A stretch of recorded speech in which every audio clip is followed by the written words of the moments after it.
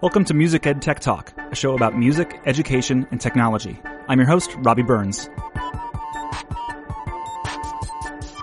These are the first two Marvel movies I've seen in like 10 years, and horrible.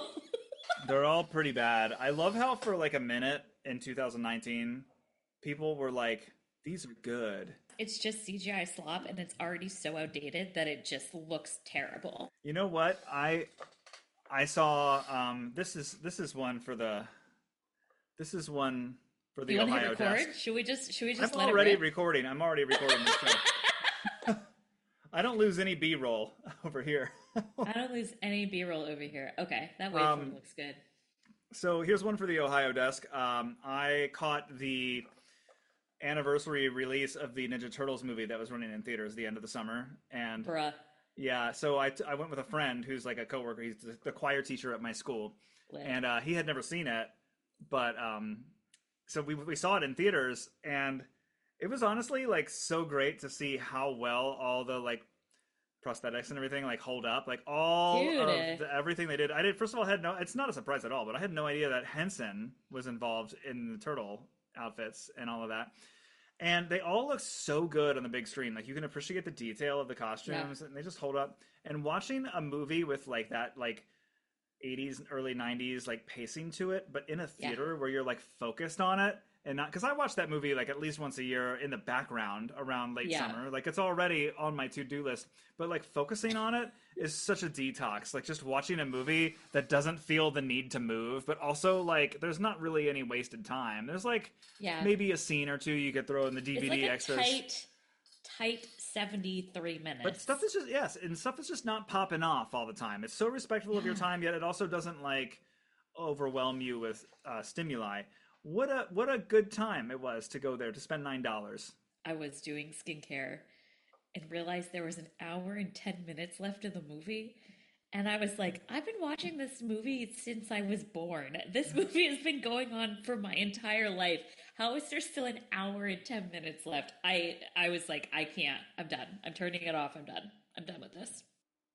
I'll say this, there's a couple of things that about those movies that I appreciate in concept, and there's certain things that I also will give, and I shouldn't talk like this, but I should, like, sometimes like pop culture stuff, I'll give it like a pass if it's trying to do something ambitious, like on a meta level that's like exists outside the typical norm of the form. So like the idea of like when they did the whole thing in the Marvel where it was like, oh well, now there's the multiverse, so anything that is not under the Disney regime is actually now canon because everything is canon. Like when they did that, I was like kind of impressed. But then the movies got even worse after they did that because they tried to be too many things. And I was like, oh, what a cool idea that does not work. You actually have to limit yourself to make something.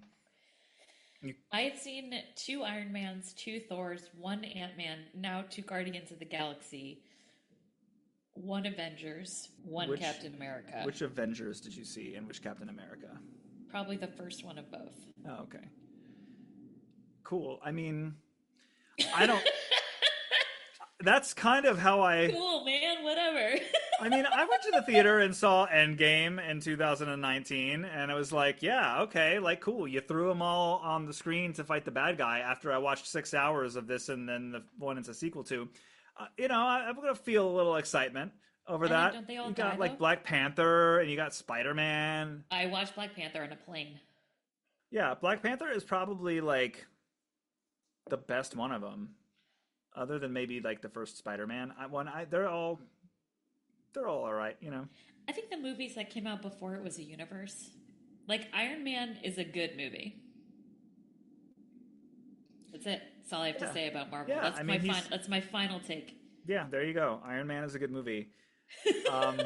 Welcome to our podcast. Welcome to the show. Is this a tight 60? Are we doing? We're doing a tight 60. We have 56 minutes left. Cold open. Jay buys a Switch. Get online. Okay. Which one am I buying? So here's the deal. Okay. If you buy the Nintendo Switch 2, you can... The one that just came out? Yeah, you can even buy it in a pack that comes with the Pokemon game that's coming out tomorrow. This is so expensive. Listen, this is the whole thing. As I catch you on the air, and you're not ready. It's also an app. What is the Pokemon one? No, just the thing. What else are we going to talk about today while I'm Googling things? Oh, while we're Googling things. Well, so we're going to throw out the script. We've been developing over the past couple months some segments, but we're throwing it all out.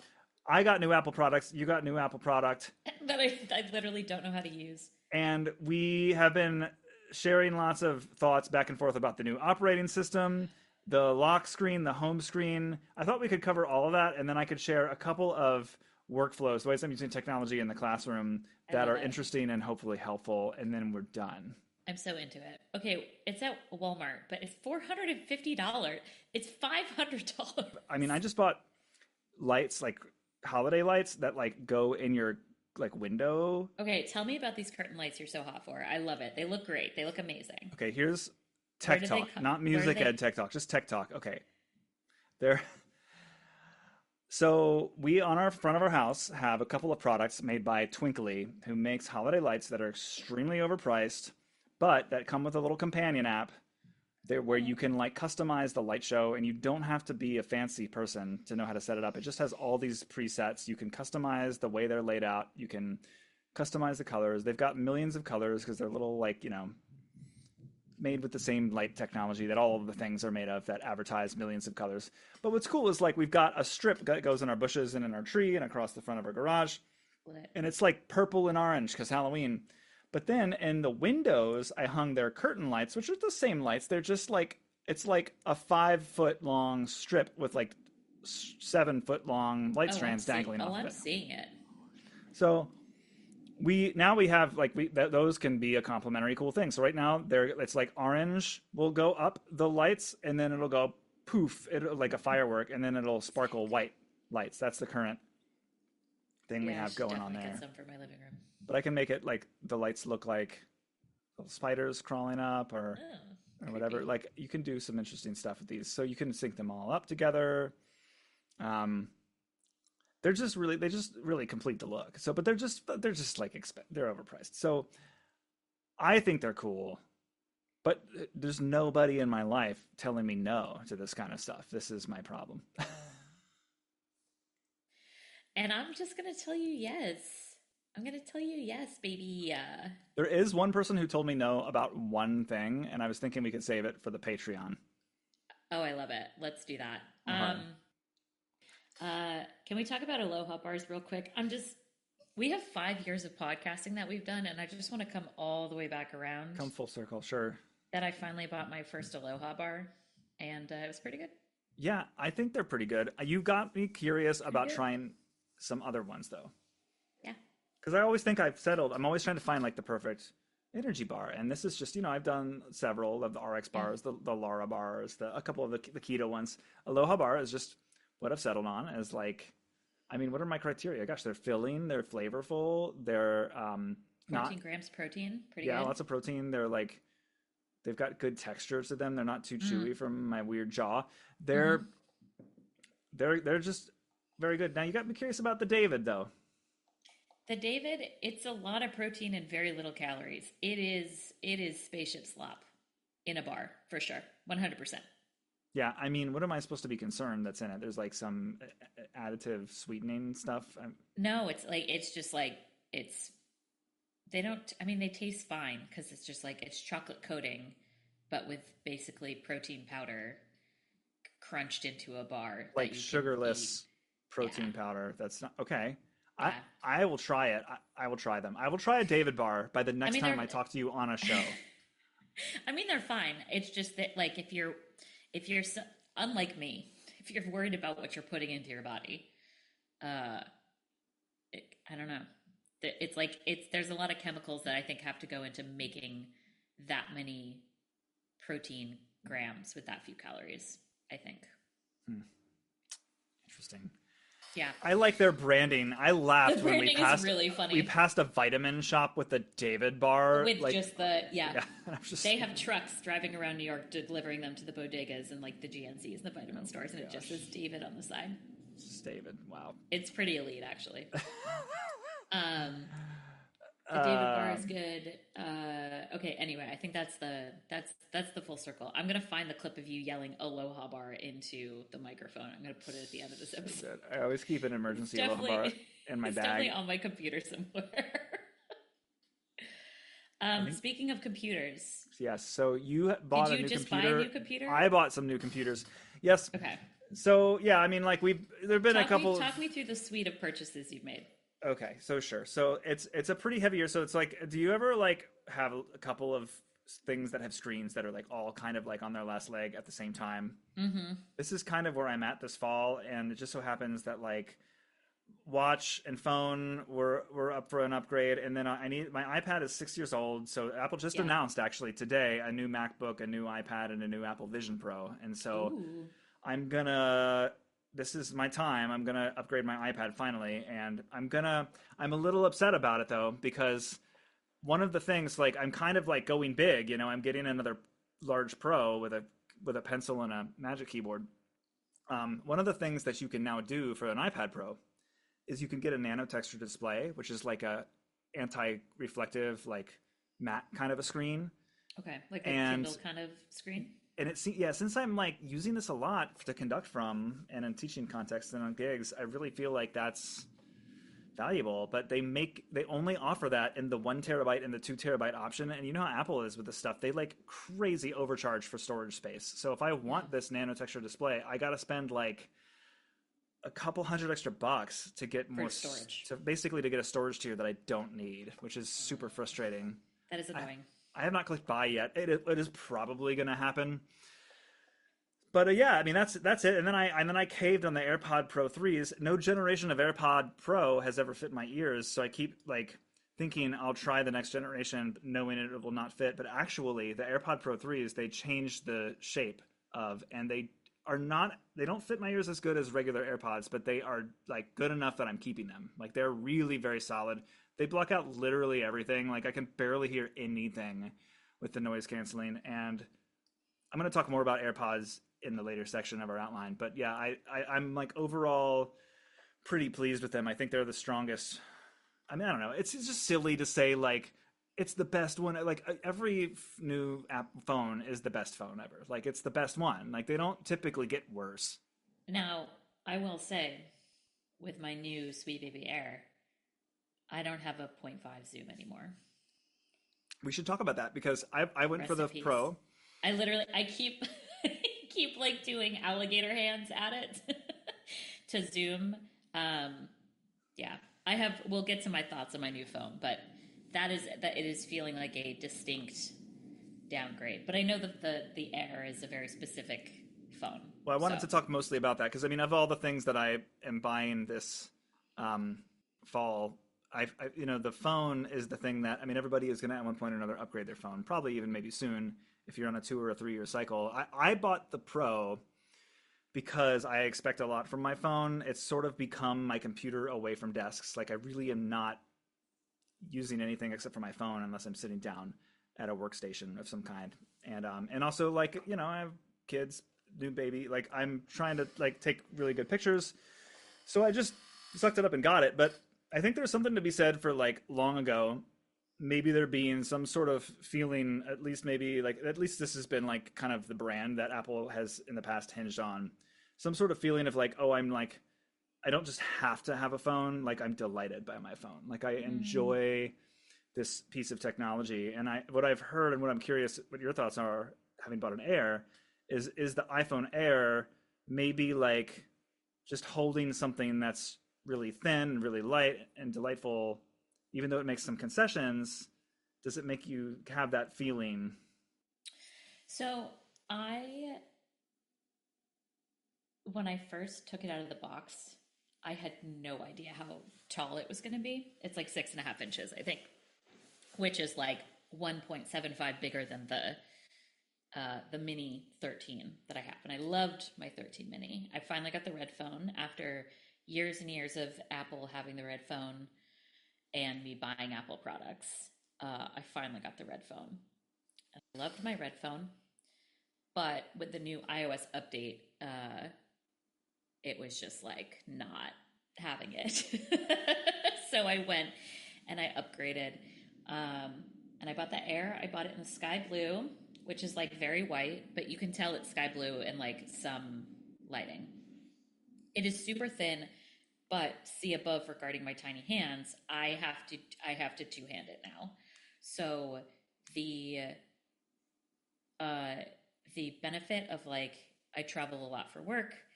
I have email, Teams, I review documents now. Like I really when I'm running through an airport or if I'm just like exhausted in an airport and don't want to take my whole computer out and turn it back on and plug it in because it's been running for a training all day or whatever. The bigger screen is has an immediate payoff. Um, but I do have to two hand it. I kind of wish I could turn it horizontal and switch it. Like I wish I had it like console buttons on it, or a little keyboard I could plug into it and go sideways. Um, but I mean, it's fine. It's nice. I don't like the thinness. The appreciation for the thinness has decreased because of my like trying to negotiate how to hold it in my hands.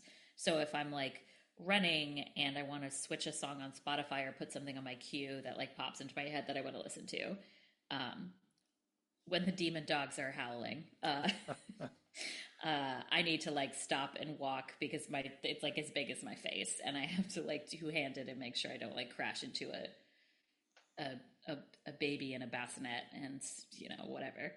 Um, so the size is fine. The battery is excellent. The camera is lovely. I've never been super like attentive to my phone camera needs. Obviously, like as I've switching from like an Android phone in 2013 to an iPhone was like a huge difference in photographs. Um, what I have noticed about the camera is the the camera gets more in the photo. The screen display has the like how would you describe it? Like the like a dark like a semi-opaque black bar on the top. And when I take the photo, it has the top. And so I was at a baseball game and I took a selfie and I had my face lined up in the center of the phone and I took the photo, and in the top corner of the photo is the whole man sitting next to me. It was as if I was taking a photo of both of us and I didn't even notice because I wasn't looking at the entire phone screen. I was just looking at my face centered on the phone screen. So I posted the picture on Instagram and he's just like, he's making a very bemused face because it looks like I'm taking a picture of him. And I'm also taking an obnoxious like baseball game selfie. And I just was like, yep, I guess this is the most noticeable thing about the new phone. Specifically this new device, separate from the operating system.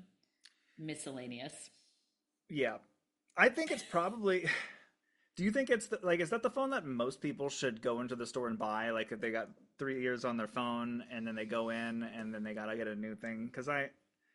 Yeah, I think so. Unless you're doing like some kind of, unless you want to prioritize tripling the camera, I feel like it's not so much smaller than the Pro. So unless you need the size to be doing visual things, taking video, taking photos, and at that point, just buy a DSLR and get a normal phone that's not a camera. Oh, Like buy a camera that's not a phone unless you're using your phone to produce content. we can put the ed back in the music ed here for a second Yeah, here. please. Do you know like digital cameras are like on the rise in the schools? Like I am seeing Really? kids. Oh yeah, I'm seeing With it. the Yeah, interesting. couple because of these no device policies. Huh. But they Yeah, still need to document every second of their lives. I've been seeing a couple of them out. Interesting. Well, because we did go through that cycle where like Polaroid cameras came back in, and they had all like the expensive hipster ones that weren't. It wasn't the full Polaroid print, but it was like a smaller one. Yeah, So those were cool, and now we're back on digital. I've always been. I'm Interesting. definitely having a little bit of like a backswing to some older technologies lately. I was Yeah. reminded recently of it. There was a thing in 2011. It's like my dream little gadget that I never had, but it was so fun. It was like right when Instagram was taking off, and there was this company that made a little product called the little printer. That Yeah, and you plugged it into your phone. yeah, you like linked it up to the internet in your phone, and then it was basically just like a little cute little box that would sit on your desk that you filled with receipt paper, and then it would have a little cute face, robot face, on the receipt paper. But then it would like link up to your like you could like have it print you like a daily brief of to-dos, some photos from an Instagram feed for where your So friends cute. had checked into Fourscore. They were trying to do this whole thing where they would like link up all your Fourscore. apps.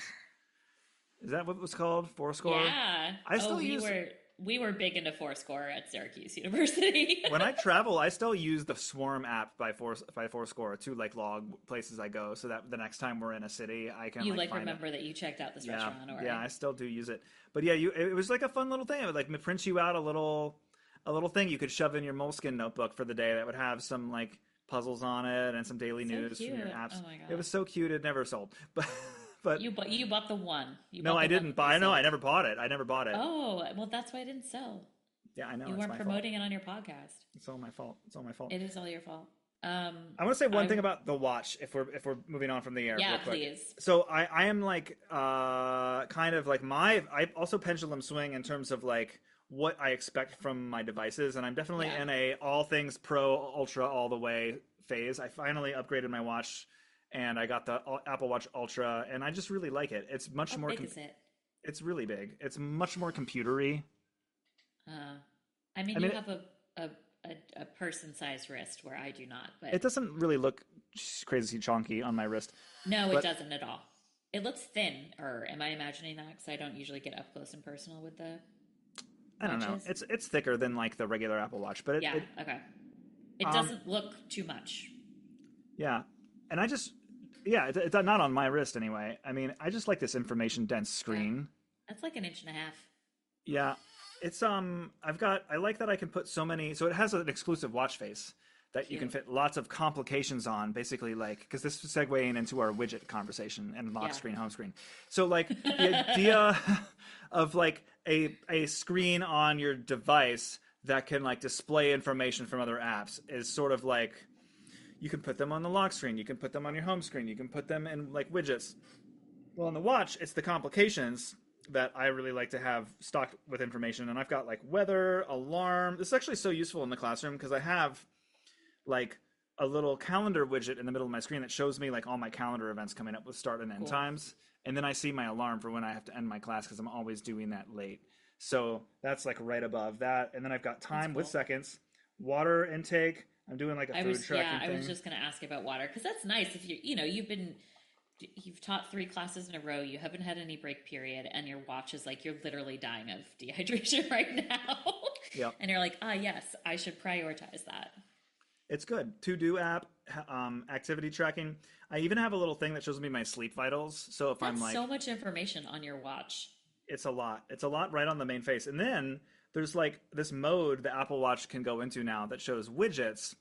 And the Apple Watch Ultra, at least this generation, you can like do this double tapping gesture to like, let me see if I Oh, can like even with get your it. fingers? Yeah, I don't even need to touch it to like navigate the interface. So I can Oh my like God.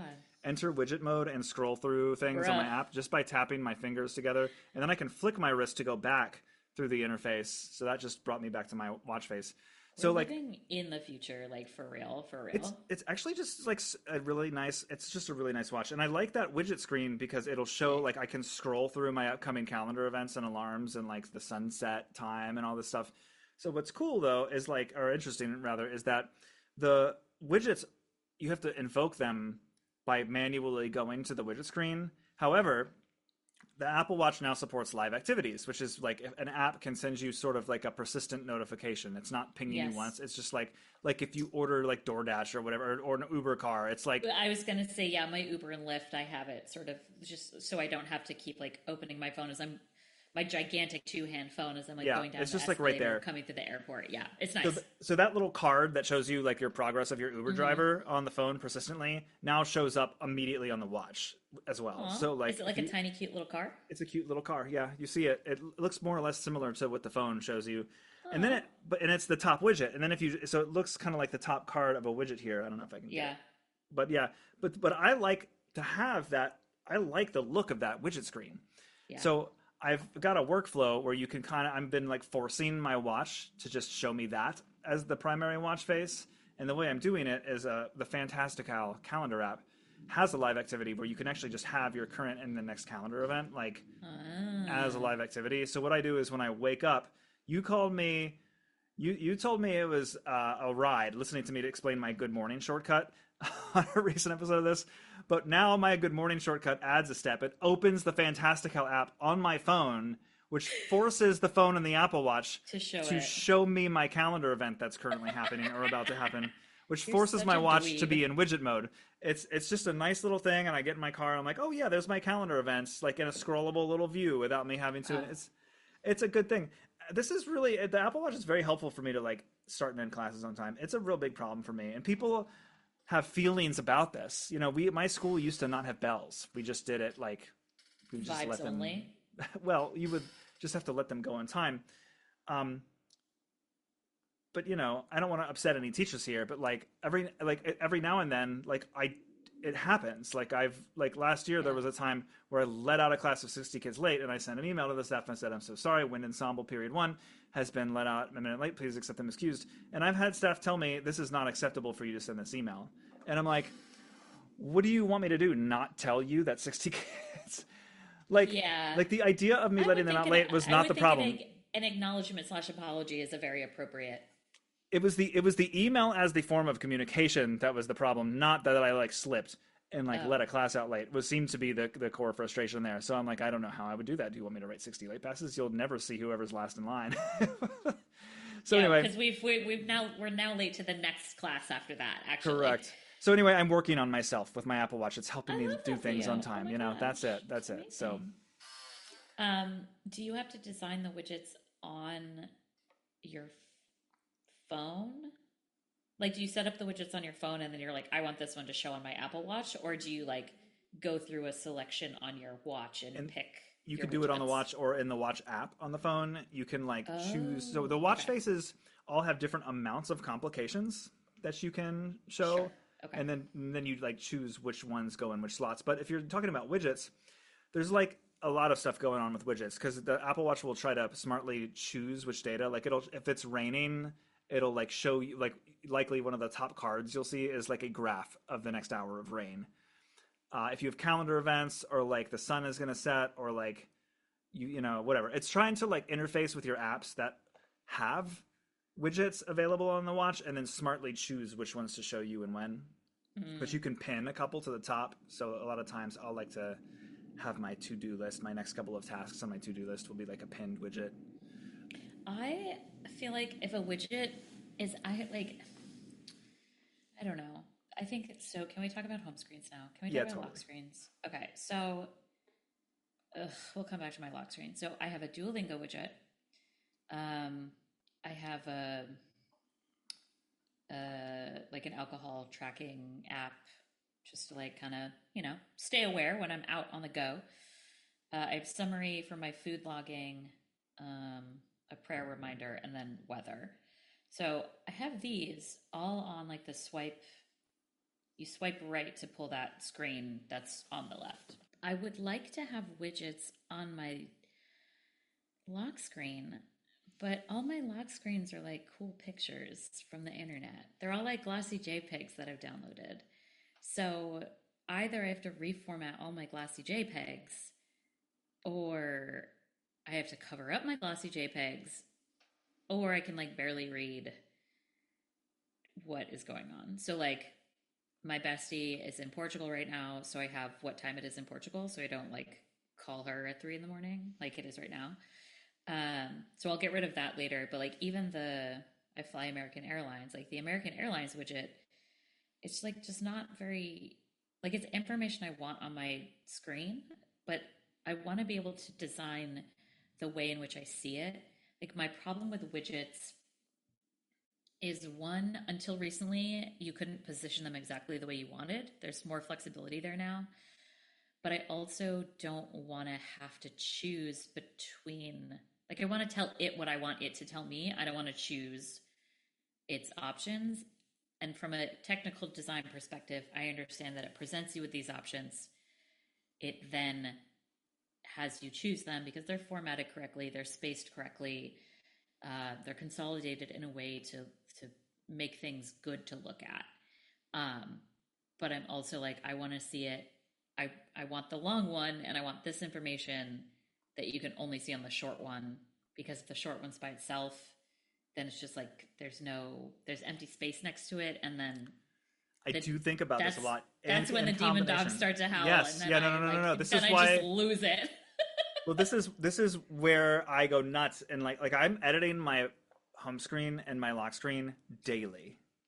Like, This is like when I'm traveling for like 3 weeks straight, I'll have my planes up and running, but it's like, your next plane is in 4 days. I'm like, okay, I don't need to see this. And so it really is like, okay, I go to the airport tomorrow, I'll put this back. And then sometimes I'm just like, I don't care. I'm traveling for 36 hours. I don't need this information. so for those who don't know, even though I've said it on here before, you can link an Apple Watch face and a phone home screen and lock screen to a focus mode. So if you have a Ugh, focus mode called travel, you can like have all your flight stuff show up on your phone screen, but only in that circumstance, which is kind of I how I should do roll with it. that's how I should do it. Yeah, and then my watch will do, because like I have like a school. Okay, so like when I get to work, I have like everything bounce into work focus mode, and my Yeah. phone's background image is just the school schedule. But I formatted. I love that. This Yeah. is what I think you need to do. I spent a lot of time formatting that so that it looked exactly like I wanted it to with my widgets on my, because like I had to like first of all make it, the school schedule doesn't really fit the phone screen, so I had to like edit it in Photoshop. And then I had to like leave a little bit of space on top for my widgets. Although now I put my, so now the main difference is you can like on the new operating system iOS 26, you can put your row of widgets on the top right underneath the time, or on the Yeah. bottom right above the flashlight button. Okay. By the way, you can customize the flashlight button now too. Those two little buttons, camera and flashlight. Yo, You can now, yeah, yeah. that's like a weirdly exciting. Like, I don't So know why I'm so into this, but So what I do is at home, I don't like to have the camera button there because you can just swipe left to open the camera, and I have a yeah, camera button which you've got now. You have an iPhone Air, you have an action button and a camera button, which we should also talk about customizing. we should. Um, so I turned my camera button into a shortcut to bring up the Apple TV remote since I use that a lot Nice. at the house. But at work, that one turns into, there's an app I really like called Agile Tortoise, maker of the awesome note-taking app Drafts, makes Mm, an app called Simple Scan.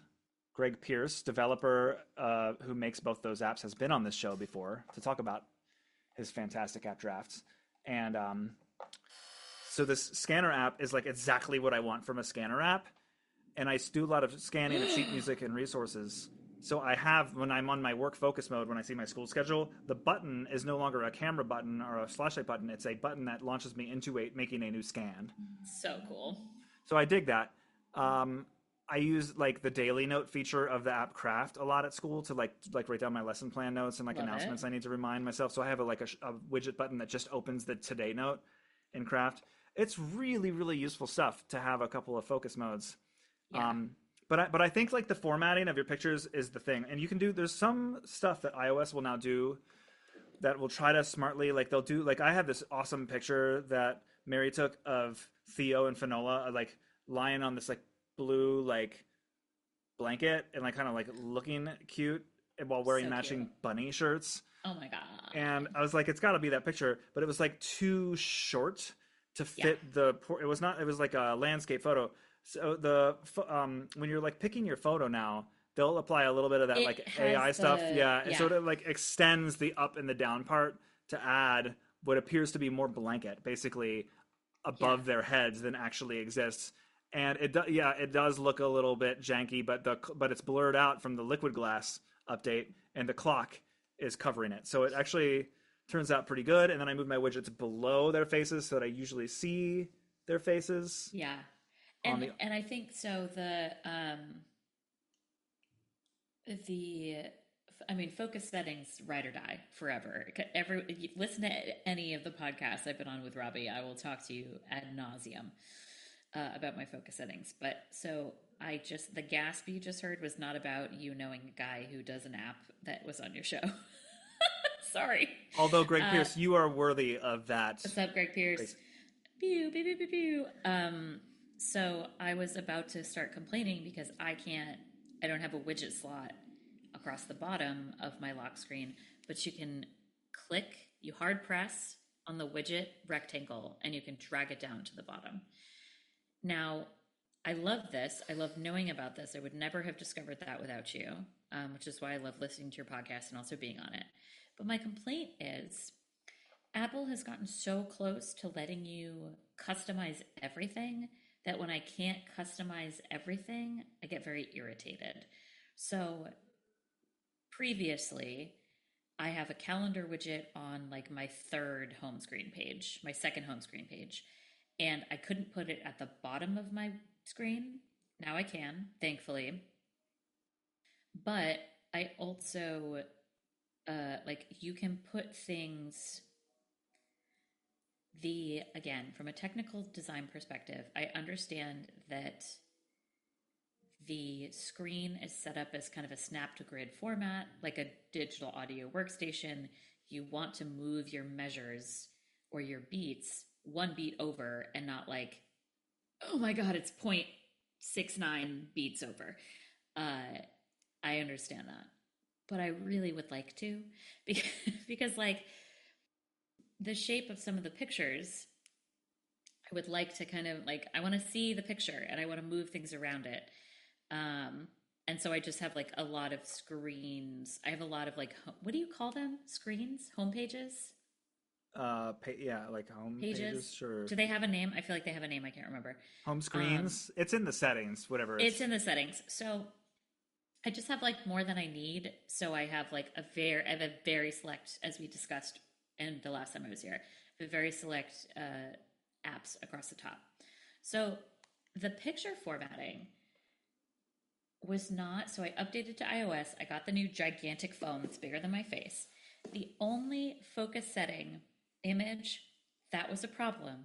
And I have like 12 focus settings and each have a custom lock screen and a custom homepage image. So I've got 24 images, I've got 12 lock screens. The only thing that was giving me trouble was a screenshot of an Arnold Schwarzenegger newsletter. Again, see previous episode regarding Arnold Schwarzenegger newsletter. That's just like, think big picture. Are you lost in the weeds? Think big picture. Like, it's kind of a motivational message.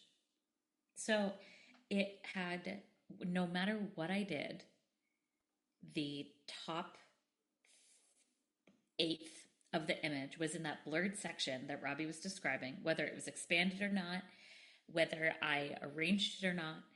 The calendar or the clock was covering up the top paragraph. And so I ended up just having to take a screenshot with extra white space on the bottom and then like move it, like scrunch it down. So it was in between bottom widgets, top widget, and clock, which is fine. It just like, it became an inconquerable fixation for like 36 hours where I would just sort of be absentmindedly looking around and then I'd be like, well, I've got a minute free. Let me see if I can figure this out. And like literally 22 minutes later, I'd be like, yikes. I've now recreated 7 of this exact same background homepage combination and not answered any emails in half an hour. This is exactly how my brain works with home screens and lock screens. I'm thinking about it all the time. I go into my settings to see like the screen time usage settings to see if my first page... And it's like your focus setting is your highest used social media. And I'm like...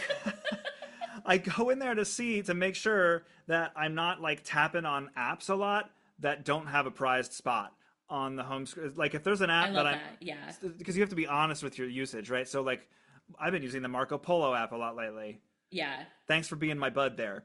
And great. We've been chatting. We love that. That's not the type of app I would typically put anywhere that I needed to tap it, but it's like there's a lot of back and forth with those people. So I'm tapping it a lot. So I'm like, all right, you know what? You go on the first screen. That's how it works. And then I'll go into the settings and I'll see like, ooh, it tells you like what you open the most on first pickup. And I'm like, oh, well, I open my task app a lot on first pickup, but that also has a lock screen widget. So I don't need the app on the main screen because I almost always open it straight from the lock screen by tapping on the widget.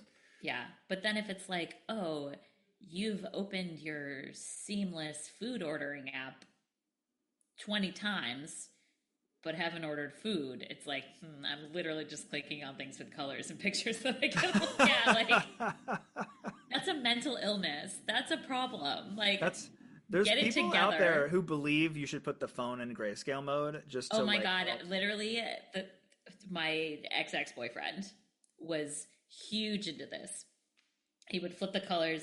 He was literally he basically turned his phone into a focus mode of do not disturb before it was even possible. It was insane the things he discovered that his phone could do. So it was total grayscale, no noise, no notifications. It was just like it was a brick with a calculator, and like you couldn't text it or call it. Like it was impossible. It became impossible. It became impossible for us to sustain a livelihood because I'd be like, I've tripped and fell and twisted my ankle. Can you come and help me? And he'd be like, oh, I didn't see that because I turned the phone option off on my phone. And I'd just be like, cool, babe. I love that for you. That's so great. You're not distracted by all the shitty things I am, but also I'm dying out here. Thanks. Yeah. Um, It's crazy. The stuff you can do with your phone is crazy. And there's also the stuff that like is supposed to help your brain. Um, I don't need my brain help that much. some of that I do get into though, and not Yeah. like I don't go like all the way with the grayscale because to me it's like why would I like most of the cost of the phone is the display. Like I'm not gonna It's the fact that it's a giant screen that I'm looking at. Yeah, doy. like yeah, that's not getting messed with. But no, there are apps like famously like recently Hank Green has a new app that is like a little cute animated bean that knits stuff for you, and you're supposed to just like Okay. if you're having trouble like noodling on your phone, you're supposed to just like open it up to his app and then watch this little bean character like knit you stuff while you I guess you like presumably just like don't do other stuff on your phone. And if you close the app, then he stops knitting you stuff, and I guess you're supposed to feel sad Dies? about that. I don't think it dies, but like you get more knitted stuff if you don't use your phone for noodling. But there's a like less goofy, cutesy version of this kind of app I found on the App Store because I was intrigued by the idea of it. So So Hank Green is making money off me having compulsion problems? Like, okay, Hank. I think he would say he made it for himself. Maybe listen. I'm not here to talk about Hank Green. I'm here to say you can get a less cutesy version of this. I found an app. It's called One Sec. There's a couple of these on the App Store that Okay. link. They all link into the Screen Time API, which is a thing that Apple gives you. Because you can, this is the crazy thing, is this One Sec thing. Because I'm like, every now and then, I just don't want my phone to bother me at all. There's a Yeah. feature in One Sec where you hit a button and it just makes all of your apps for a duration of time you specify, they won't open. It treats this as if you've like hit your daily limit in screen time. But I don't know how to undo it except for to let the timer run out. So there's times where I'll like say, oh no, just give me 20 minutes. I don't want my phone to do anything.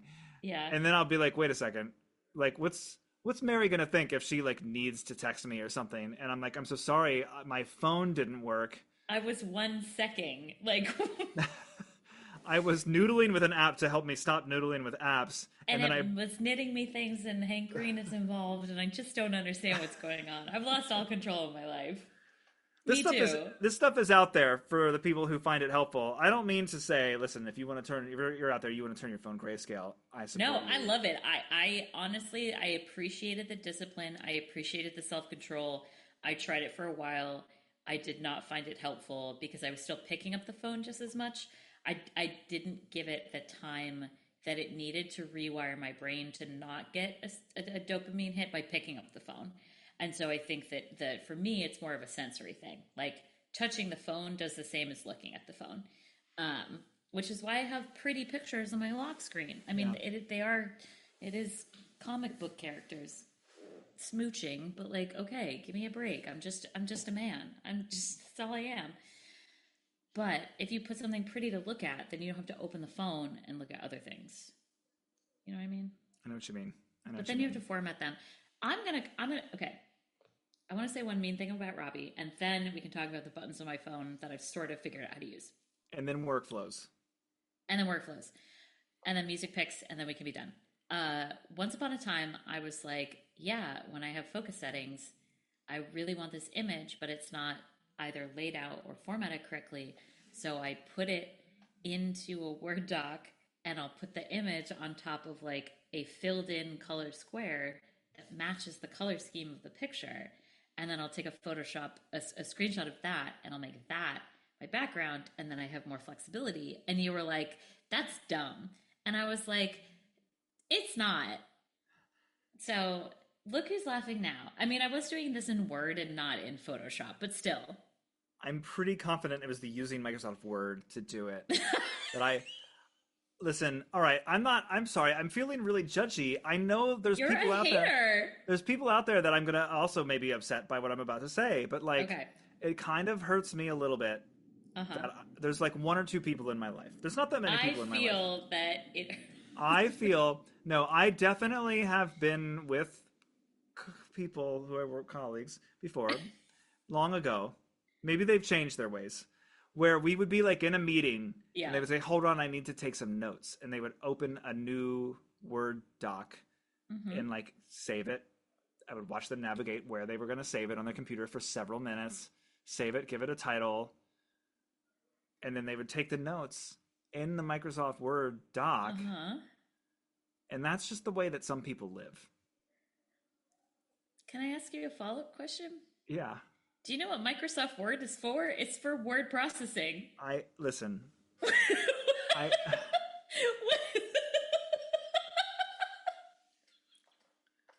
Okay, me using Microsoft Word to to update an image to put it on my phone because I took a picture of my television because that's one thing. Okay, someone taking notes in a word processing application is a very different judgmental story. I'm judging. I'm just saying. I'm judging. I'm. Just because you have your fancy tricked out notes, I they're don't all though. I use. connected to Obsidian or whatever. I don't. I have not been using Obsidian so much these days. Apple Okay. Notes. Apple Notes. Just the Notes app. You know. No, but the Notes app is icky. Do you want to know how many Notes apps I use? No, I don't know. that's. Do I I have don't a. know. Do I? I have a long-lasting episode topic in the list of Okay, we're potential gonna called save it. We're the doing many notes apps of Robbie Burns. That's a we're future topic. we're doing a tight 60. We're doing a tight 60. All right, listen. Like and subscribe so you're the first one to get the notification that the That's notes that the notes the notes notes app is episode. up. Notes episode. All right, listen. So you have two new buttons on your phone that Okay, were not on your so last phone. the camera button, looking at the air, it's on the left-hand side. What I struggle with is that it's not a button. It has the kind of look of a speaker. Like it has kind of a speaker texture with like tiny dots. I don't really know how else to describe it. It looks like a speaker to me. Yeah. Like a It's got it's got haptics. So like you actually have you done the thing where you're like you press it to open the camera, but then yes. and you So press it to sorry. take a picture. This is the button that opens the camera. To me, it looks like a speaker. It doesn't look like a button. So there's like a half press. There's like a way where you can put pressure on it without actually pushing it that can like do stuff. So yeah, like but it's. I'm taking a picture right now. hold on, don't before you snap the photo, push Okay, it down okay. like halfway and then like swipe up and down. It's like a capacitive button where you can Whoa! It opened visual intelligence. Oh, you held it too long. Okay, so that's another thing that button can do for Okay. new iPhone users So out there. okay, so if I just like kind of soft push, nothing happens. But when I hard push, it opens the camera. And Okay, then I hold can on. take Now, a while you're in the picture. camera app, soft push again. Okay, it's not doing anything. Okay, Soft push. I think they in the new update turn it off by default because it's a little Okay. fiddly. But basically, you can set it to where you can like zoom with that button by swiping your finger up and down it. Oh. And other stuff too. You can like change this photo hue and like crop it. I think and Oh, also so instead of touching your screen with your gross dirty fingers, you can do it all on the. yeah. Interesting. Okay, so I will have to explore and get back to you. The action button is right above your volume button, which I'm still learning again because I'm two-handing. So I'm learning building muscle memory with my left hand that I used to do with different fingers on my right hand. So the action button is a smaller button above your volume, and when you hard push it, you can actually, or when you hard push it, it triggers the action that you have designated to be triggered. If you go to your settings, oh, see, my recent searches are showing. So you can have it trigger a shortcut, not do anything, accessibility feature, controls, voice memo, flashlight, camera, silent mode, put on a different focus setting. It's super cool. And so you can actually set up all of these things and then toggle in between. So I have had mine statically on a shortcut that turns my brightness up to 100. And then I can see where I need to swipe. Because what I find is I'll have my phone on like zero brightness when I'm in my house and there are lights on and I can see it perfectly fine. And then I'll go outside and be like, it's a black mirror. I can't see anything. So I hard press, it turns my brightness up really high, and then I can navigate accordingly. So I found that to be like kind of the perfect thing because my focus settings are all set to time. So it's not a case where it's like, oh, I'm at the office, I'm in the elevator, I'm gonna hard press to go into work mode. It's like I start my day at 9:30, so at 9:30 my work mode switches over. Putting things on silent would be cool, except my phone is always on silent.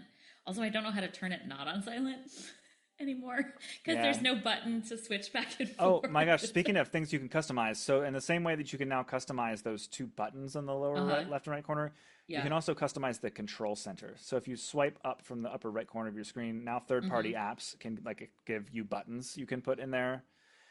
So like I have swipe down to get control center. What did I say? You swipe down, but from the upper right corner of the screen. Oh, yeah. So okay. yeah, like now my car like has a can like I have a lock button. Yes, you can put all the little doobles. Yeah, the little doobles. I've rearranged them. So there's a dooble for my car to unlock my car, weird. which They're not put pulsing. there, which is kind of cool. Edit mode is pulsing. So you can put you can put your I think you can put the toggle mute from there in the control center.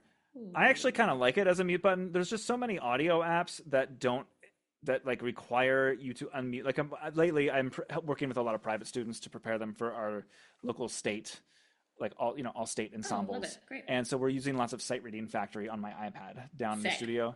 And Sight Reading Factory. I don't like any of my stuff to ping me ever, but Sight Reading Factory does not play any audio output unless you're in unmuted mode, and that really bothers me quite a lot. That some apps work that way and some don't. But I have to toggle that quite a lot. So I actually think there's value in just keeping it as a mute button, which is what that button used to be before they added it. Yeah. Added the action button. But which option is it to turn the volume on and off? There should be a control center button, and if not, you can add one. Yes. So now when you hard press, you can add a control. Top right, swipe down. Hard press, add control. And there are like a frick ton of options here. Quick note, text size, screen recording, Shazam. Is Shazam built into my phone? Yeah. Did you know Apple owns Shazam? I didn't know that. Stopwatch, connectivity. I can turn the volume and the brightness up and down, but I don't see like a turn on. Oh, I see. The option is called silent mode, and then you can uncheck it to turn off. Stupid. Yeah. Okay, whatever. I don't mind the glass. I minded the glass quite a bit because the focus setting I had on when I bought the phone, again, was a very specifically formatted image, and the bubbles were like on top of some text and some color variant. It's a comic book strip, so it was like in a very weird position. So I reformatted that image. Now they're fine. It was funny. It was only one of like the 24 images I have across my 12 focus settings where I was like, oh, this looks weird. So that was cool. That was nice. I didn't have to do too much like fussing with that. I don't mind the glass. I think it's fine. I think that's where it seems to. Yeah, I don't know how many. I've heard zero complaints from anyone in my life about liquid glass. Yeah. If you like follow the tech blogs, though, there's been just a whole entire summer's worth. A lot of discourse about liquid glass. Well, there's some stuff about it that's like half baked and not really well, thought out. But yeah, it's like it's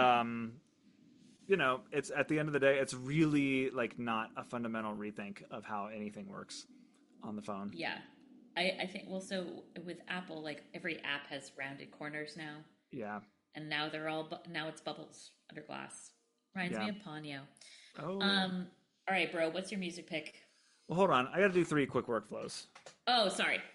I'll just say Let it them all rip. real fast. I don't think any of them will take entirely long. So I just, No, it's your wanted show. to. Take as much time as you want. I just want to share some things that I'm actually doing in the classroom that are useful with Please. computers because I love that. yeah. So I got 3 Because workflows. I have nothing to offer. Well, I'll just yap for a minute. So Please do. I love it. I will nod at you as you yap. okay, so I mean, like I've got AI stuff is getting talked about on here a lot. I wanted to give an example of where like one of these chatbot tools was useful to me, and I think as we're seeing a lot of fads in terms of like what people want to communicate to the world, these things are useful for. I don't think the idea of ChatGPT writing my lesson plans for me is why I got into teaching, or Yeah. is a good idea. Yeah. Maybe having it like format a document for me so I can put in the actual information, maybe like that kind of category of thing, sure. But so anyway, I'm just here to like have it do my bidding because if it was like marketed and positioned in our culture any differently than it currently is, I don't think anybody would really have a huge problem with it doing computery stuff for them. Sure. And so I've been experimenting with Claude, which is Anthropic's chatbot. It's talking to you about how it's called Claude. I yeah, wasn't. maybe. I had a conversation yesterday, about how I think it's funny how it's got a man name. It's got a person. It's not that it's gendered as a man name. It's like it's a person's name. It's a guy. It's a guy. Yeah, It's Claude. It's a little guy in there, The little guy in there. So he's talking to you. He's so Googling for you. Sorry, yeah, go ahead. all of these companies clearly want these things to do computer work for you. Claude Yeah. has the most interesting implementation of this that I have seen. Okay. This and ChatGPT, but first of all, both have Mac apps that are like worth, if you're going to use this stuff, you like having the installed app and Yeah. using the features of it. Like for example, you could do like a global keyboard shortcut to invoke these things and just start Cool. typing a question or whatever, doing a search. Who's the Claude? Anthropic? That's Anthropic. Yeah, Is that the company or is that that's the company. that is okay? Yeah. Yes, yeah. So it's a yeah. They're It's not like you competing know one of how these it's like things. it's Meta and then there's Facebook and Instagram. Yeah. You know what I mean? No, Like it's right. Anthropic and they make Cloud. They make Claude. Got it. Okay. Cloud. So their app can pretty meaningfully link into a lot of services like Google Drive, Gmail, Cool. Notion. Dig. On iOS, I don't know why they haven't brought this to the Mac version of it yet, but on iOS, it can link to your reminders and calendar app, which gets kind of interesting because you can like have it automatically do stuff in your calendar and reminders apps. And so what I did, very interesting workflow, I gave it a spreadsheet, which is my sectional schedule. Okay. And I like to, because I'm staring at my Apple Watch all day long, I like to actually put my classes in my calendar app so that I see them on my watch. Like I see the start and the end times of all where I need to be at all times. Period 1, 8 Exactly, to 9. because the class times start and end at weird minutes. So Yeah, 8:07 to 9:02 or whatever. right, Yeah. something like that. So what I wanted it to do was once I design my sectional schedule, I do like to put it in my actual calendar, but it's really tedious. So I told Claude, I said, here's my sectional schedule. Look in my calendar, and I gave it some formatting. I said like, okay, if you see this sectional group, you got to call it concert band, flute, oboe, and I want you to. And then I gave it a screenshot of my school schedule, and I said, here's the class start times and end times. And I explain to it a little bit like 7th grade. Here's how the lunch rotation works. Like a 7th and 8th grade class only can ever have a sectional during period 4 or 5, which is these times. Oh, and I said on Wednesdays we have this schedule. It's in a different schedule on Wednesdays, and it actually put all of these events in my calendar with the correct start and end times. Like in the background, I just let my phone was just pinging off, boop, boop, boop, boop, boop, and I was staring at my Mac while it was happening and just like watching them pop in. Do you feel like you spent less time programming it than it would have been to put in your own calendar? In this case, yes, definitely. Okay. And it was this is the thing too. It was smoother for my brain to do it like this. Yeah. So Yes, it did. It did work. I'm pretty optimistic about this kind of use for AI chatbots Cool. only. Yeah. So that was Yeah. cool. And then it can do really interesting stuff with the app Notion. My PKM apps I've used the most over the years are Craft and Obsidian. Those ones are like more. They're not like as open and web centric as Notion is, but I did as an experiment throw like a sheet music library and an instrument inventory spreadsheet into Notion, and then I started asking Claude questions about my inventory, like who was the last person to like whatever, like what Yeah. or no, I'm sorry, what was what I asked it, what year was the last year I performed this piece, this kind of stuff, and I'm thinking, Yeah. and then it was like able to do stuff, and I'm thinking to Cool. myself like, um, this is kind of cool because like Notion can actually do relational databases, and I'm thinking to myself like, okay, well if Claude can automate the information that's in Notion, if I wanted to start to build out some documents in Notion that contain Yeah. data that's currently in a bunch of disparate documents, across Pages, Numbers, Keynote, and Google Docs, this could be kind of an interesting way to interface with my information, is to just like talk Yeah. to it with natural syntax, English syntax, rather than finding a document, opening a document, finding the Yeah. right Yeah. place in Yeah. the document to. So Um, PKM is personal knowledge management. yeah, and that is like the idea that you're Got gonna him. have. Yeah. These apps are all characterized by like you have lots of little short notes, but you can interlink them together in a wiki Cool. And style. then Notion is a note taking app. It is like the probably the most. I don't know if it's the most popular. It's definitely it's like the PKM app that seems to have the most traction outside of like really niche like small nerd circles, Okay. and it's the most like web. Do you know how like Todoist and Asana and all these like productivity Yeah. tools are like they're on Yeah. the web? Like they have I'm a apps. click up. I'm a click up guy. There you go. There you go. All of these things are on the web. Notion is like on the web. Like Craft you can use it on the web, but they are like an iOS Mac app first, and then the web is Cool. like an additional way. Obsidian is like looking at your plain text files on your computer. Okay. Notion is like web for there's an app that you can put on all of your stuff, but like and then because it's on the web, they do have a lot of connections where you can like link it up with other stuff and do some automation. So I don't know. Cool. I don't have a lot of information on Notion. I will say that like the AI integration with it kind of made me optimistic about maybe like one day exploring more Notion. Cool. All right, workflow number 2. Um, I mentioned I got some new AirPods.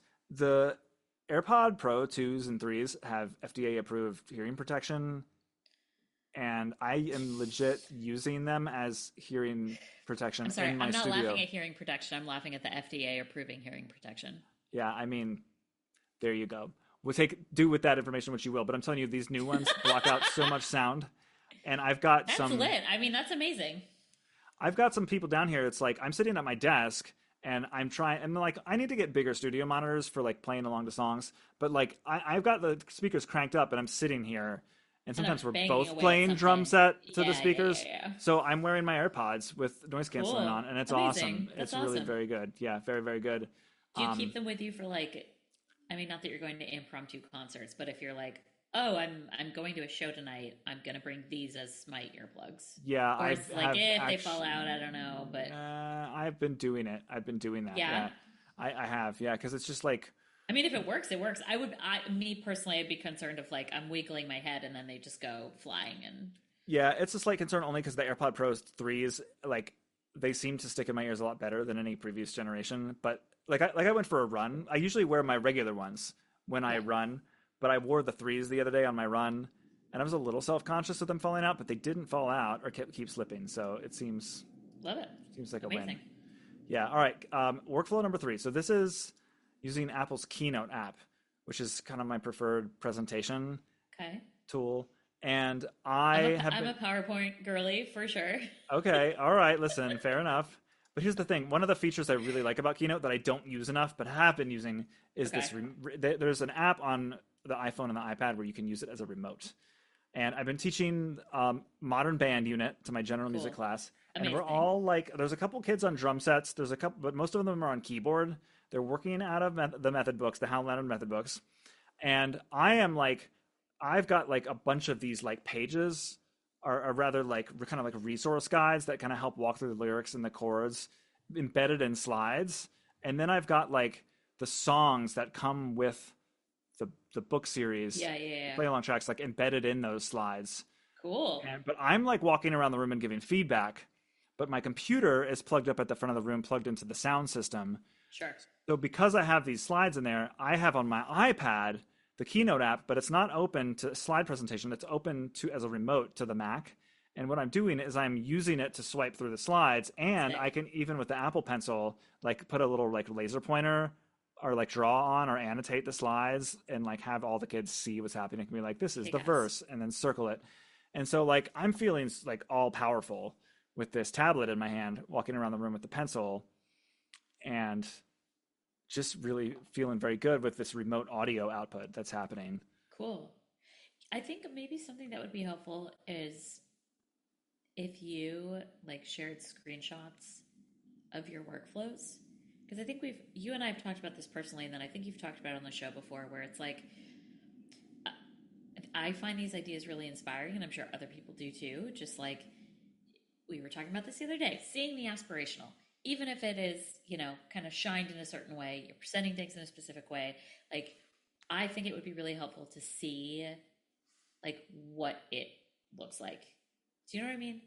Yeah, I think the biggest challenge, because one of the things I've thought about doing on the blog is more video content.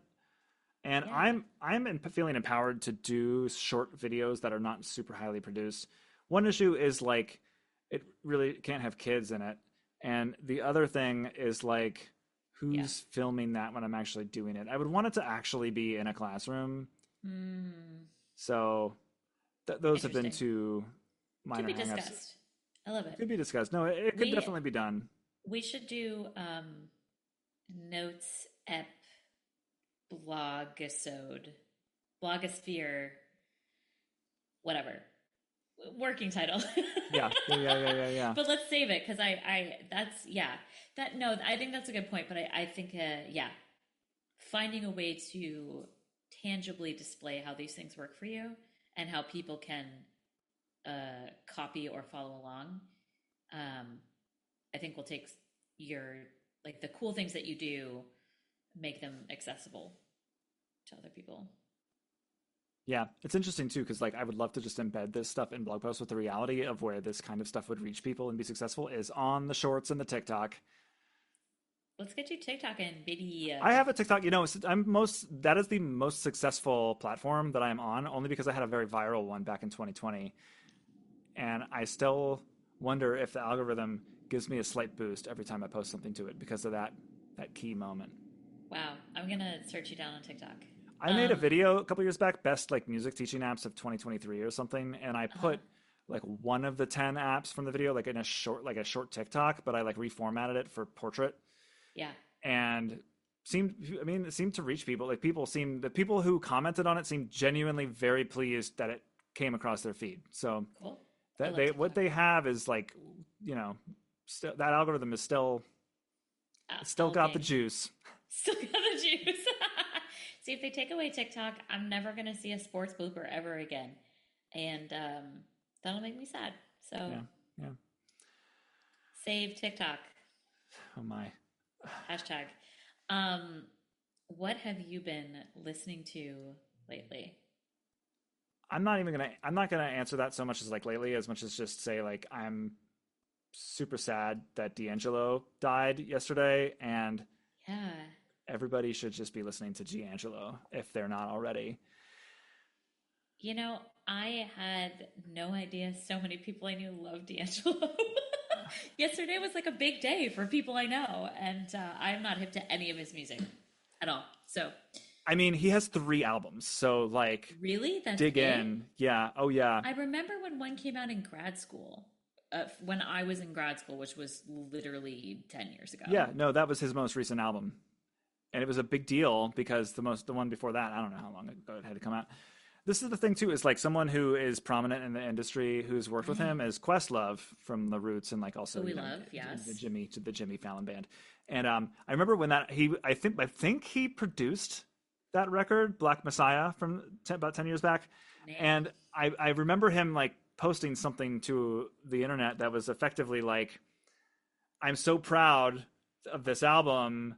It's so hard to convince the entire world that someone is the best musician out there if they never make music.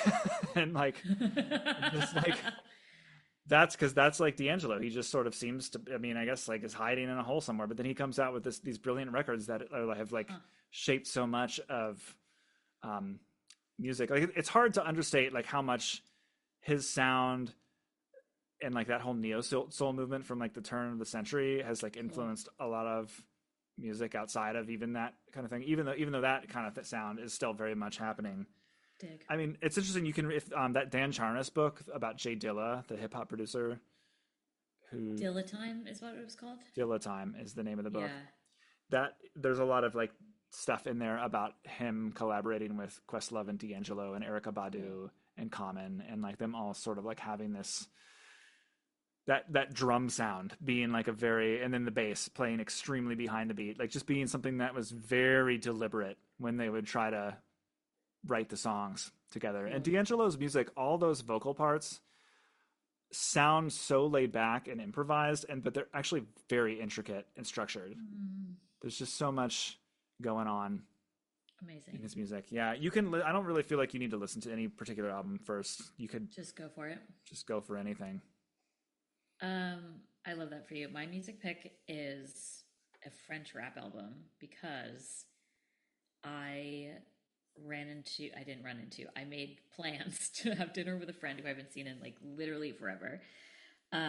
He was one of my professors at NYU and now he's a buddy, and he does long form improv piano performances where he'll just like, you just sit and shut up and he'll play for 60 minutes or 75 minutes or 80 minutes if he feels the move by the Holy Spirit. And so we were just yapping. And he was like, I just went to Nine Inch Nails and it was amazing. And I was like freaking out. And he was like, yeah, I don't really know any of their music. I just went to the concert. And I was like, I literally just went on a 15-minute rant about Trent Reznor, but cool. I'm so glad you were into it. And so we're just like, exchanging what we've been listening to recently. And he has been listening to an album. The band is I Am, which is spelled the letters I-A-M in all caps. And the album is L'École du Micro d'Argent, which is the School of the Silver Microphone. It's really good. But it's really excellent. It's got like some really insane Wu-Tang samples in it. The cover art on the album is just like, you can like just stare at it while you're listening to the music. And I don't really speak enough French to understand what they're saying, but I'll catch words here and there. But like the flow is really good. The production is really good. The music is repetitive enough so it's really lyrical focused, but without being boring. So I think a lot of times like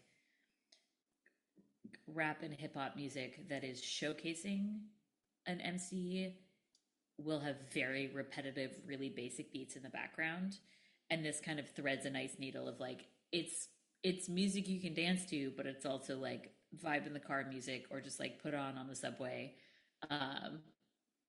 And it's an excellent Ramin recommendation. And now you can all listen to it because it rules. That's how I feel. Amazing. I have nothing to add because I've never heard of this album before. No, me neither. That was a tight 80. Tight 80. Should we do a quick Patreon topic? It's like a tight 80. Yeah, let's do a quick Patreon topic. Cut. Thanks for listening to Music Ed Tech Talk. I hope you subscribe to the show and review it in your favorite podcast app. You can find me at robbyburns.com. The show is edited by Jaye. Design work is by Ryan Bailey. Everything else is by me. See you next time.